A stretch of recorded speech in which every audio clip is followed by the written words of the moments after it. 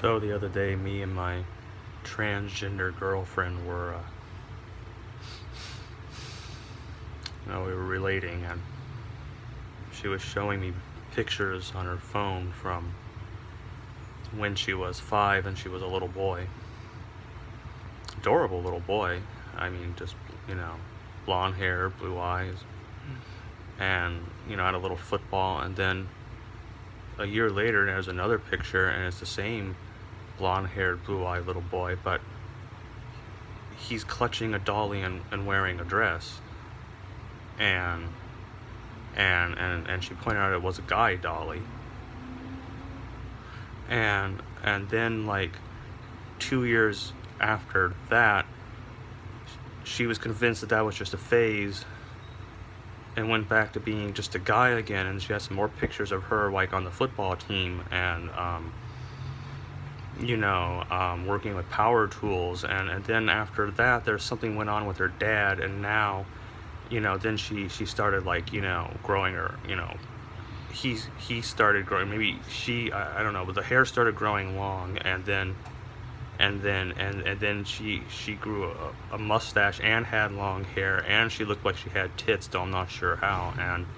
And he was wearing a dress, and she was wearing work boots, and then that sparked some sort of contention in her small town, and so she had to move to a bigger town. But then she sparked some contention there and had to move to an even bigger town.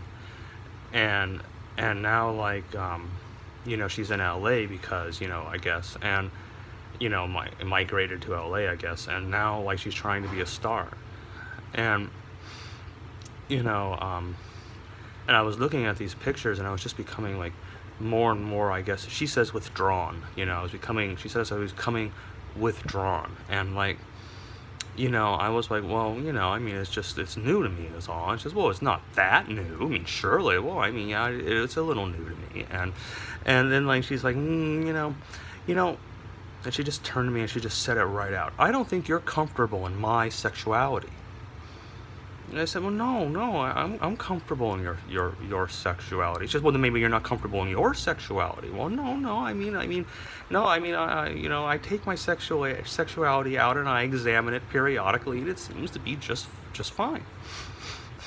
And, she's like, well, I have a question for you. And then she took out this giant bread knife, because, and it was like one of those, it wasn't one of those cheap, bread knives. It was like a $40 or $50 bread knife, and it was like, and then she had it, and she says, listen, I have a question for you.